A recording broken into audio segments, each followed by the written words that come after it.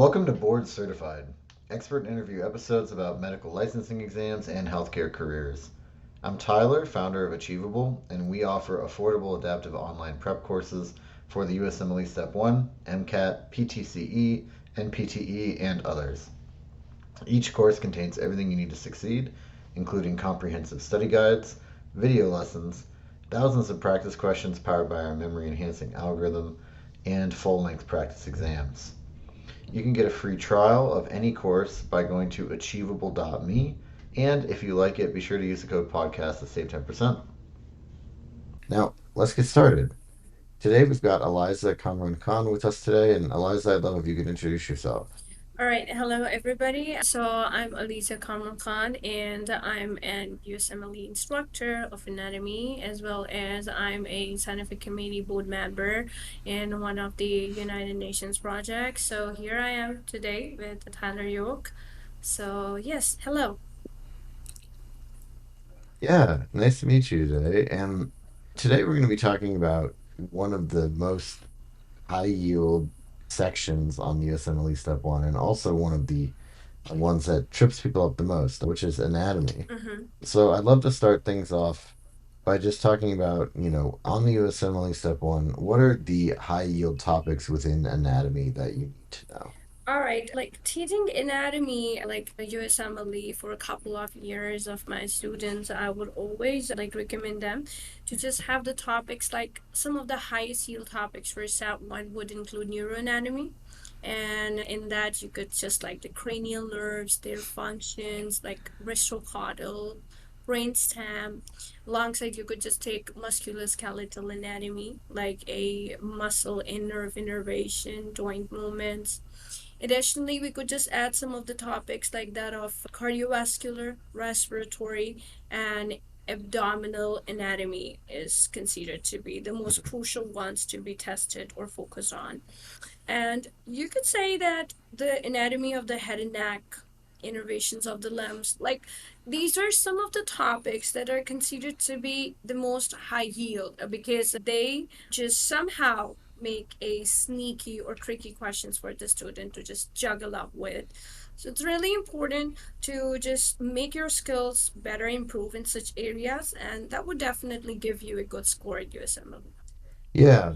And let's dig in a little bit on that. How should students approach studying these topics like neuroanatomy that are considered pretty challenging?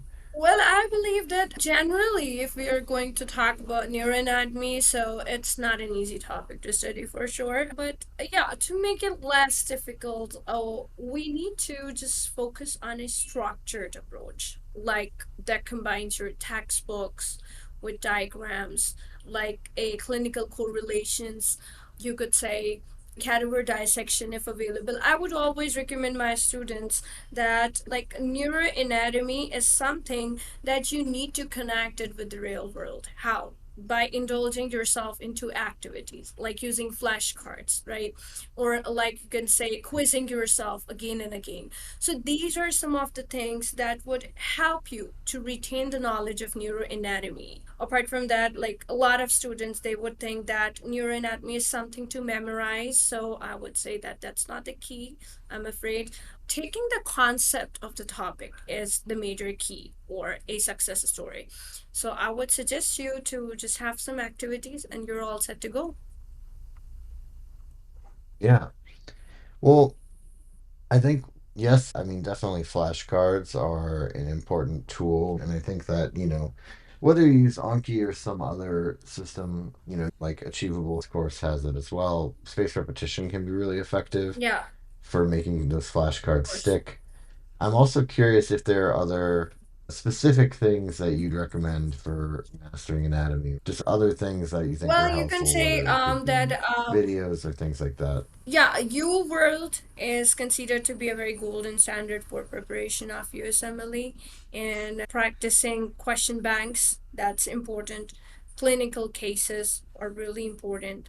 And you could say that digital apps of quizzing again and again. 3D visualization is really important. So these are some of the things, and I would deep dive again and again. I'm just taking the name of the flashcards here because these are something that would reflect your flash memory, right? In that perspective, they would just get a student would get an idea in a very organized manner. Already the topics are too much to be detailed on, so it's really important to have a fingertips over that. And for that, I think these are some of the activities like Q Plank question banks are really important. So these different kinds of activities or digital apps would highly make you capable of achieving good score in USMLE.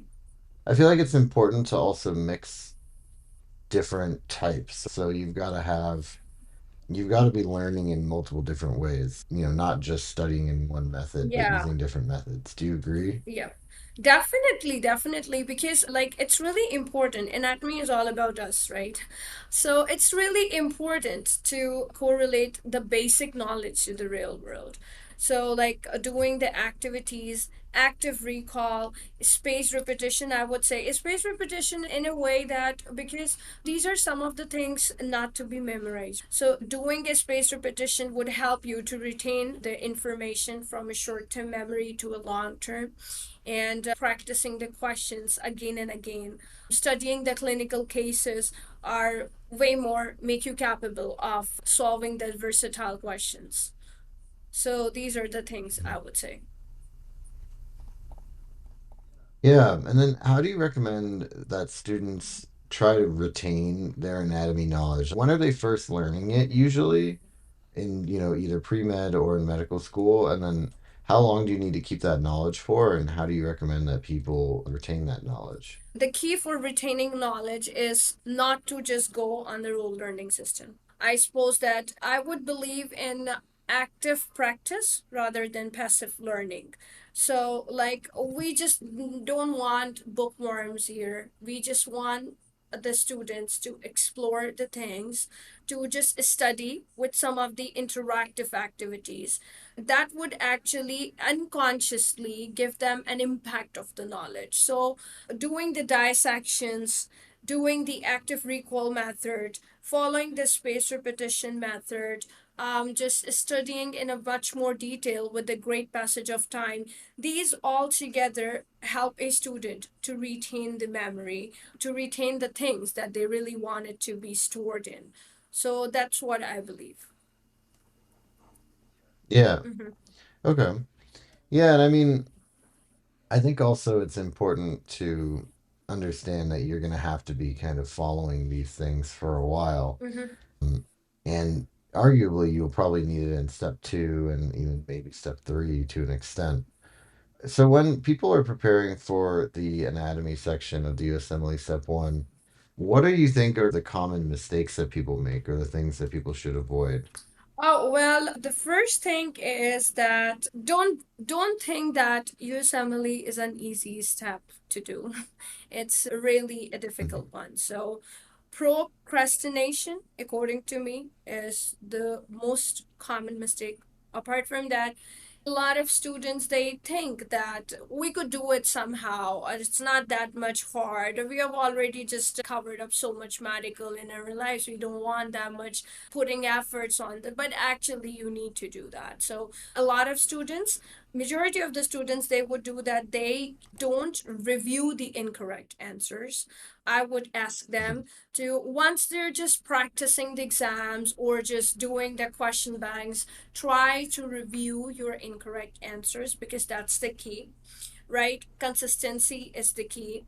A lot of students they are just too heavily relying on memorization rather than grasping the concept from the topic.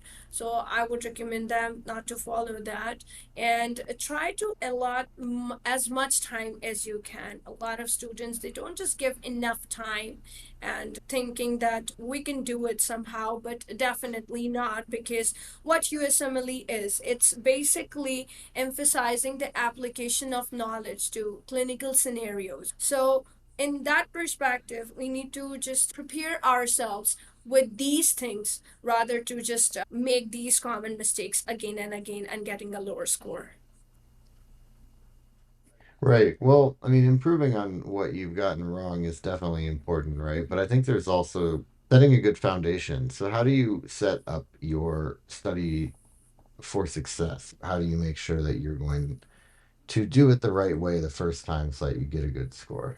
Okay, for getting a good score, first we need what I think that students need to just set their target first, what scores they wanted to get, and for that they need to just invest plenty of time in the preparation. Like a first aid for USMLE, they need to just have some of the, I would say, practicals or exams, practice exams that would actually help them to familiarize with the pattern of the USMLE, and they don't need to get a rush and put as much activities as they can solve. So these are some of the things that would help them to target a better score. Yeah, I mean, you mentioned don't rush. How much time do you think people should be studying just anatomy? I mean, I think the USMLE oftentimes is kind of 6 to 9 months in Mhm. total. Usually you're doing it alongside medical school.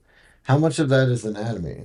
I would suggest my students of anatomy, we usually recommend the students that it depends that whether you are planning for a part-time study schedule or a long-term study schedule. So I would say that for a part-time study schedule, that would makes to have a 12 to 25 hours per week. That would approximately make a 6 month, but a full-time would be like 35 to 40 hours per week, and that would basically means a 3 months approximately. Anatomy is something that requires your time, that requires your efforts, and for that perspective we need to give a little time to it. So 3 months to 6 months depending on the individual's learning pace, and they are all set to do it.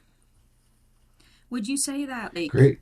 is it better to space out that studying of the 3 months within the 6 to 9?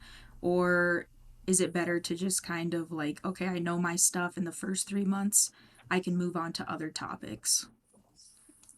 Well, you can say that it's really important. First, for example, that a lot of students, that's again a very common pitfall that students do, that they're just focusing one topic, one subject, like anatomy, for example, and they forget everything. Afterwards, once they finish the subject, now they just close the book like they're already did. Right? But that's not the case because it's really important. USMLE is just not for anatomy. There's so many other subjects to it that you need to cover. I would suggest the students to make themselves versatile because already the exams wants them to do so. So it's really important to just give a plenty of time to every subject together, Mm-hmm. dividing the days or dividing the weeks and just reviewing them again and again. Review is the key. So in that perspective, they would be able to get a good score. Yeah. Mhm. Yeah, no, I think that's a great question. And in general, it's important, I think, for students to understand that the goal is to kind of, you're spinning all of these plates at the same time, right? You've got to be doing a little bit of each as you're going along. Yes. Well, great. I think I just wanted to ask then, is there anything that, instead of saying like common mistakes, right? Is there anything that is common that you've seen for making success? What's common, or what are the common things that people do right that make them more likely to succeed on the USMLE Step 1 in general, but also this section specifically? Consistency and self focus and a lot of motivation, because somehow the students, like my students for example, I'm giving you the example that a lot of students, they're already taking the preparation for the intended dates, is still having a self-doubt that we cannot do it, right? So once you're preparing everything, so you need to prepare yourself too by giving the things out. So that's really important, not to get into the self-doubt and believe in yourself. Be consistent with whatever you're doing, and practice makes the man perfect, and that's exactly what USMLE wants. Practice makes the man perfect, so that's really important, and otherwise you can do it. Great. Is there anything else that we haven't covered yet that you'd want to make sure that you tell people or that we include in this episode? Oh, definitely. I would say that a little message to everybody here that I have seen a lot of students crying like hell that they couldn't make it. Some of the students in a very cherished movement that they have achieved what they have dreamed for. I would say that whenever you're taking it, take it seriously. Do not distract yourself. Be consistent. Don't be procrastinated during the whole procedure, and otherwise you're going to definitely achieve what you're targeting. Flashcards are really important. That's my key to success for USMLE. So that is the main reason why I always recommend my students to do the flashcards, to have the flashcards again and again, because these are some of my tips that I have experimented on me, and fortunately I've achieved it. So best of luck. Yeah.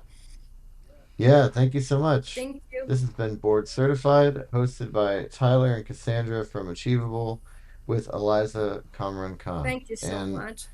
Achievable has a great online course for the USMLE Step 1, MCAT, PTCE, and NPTE. You can try them out for free at achievable.me.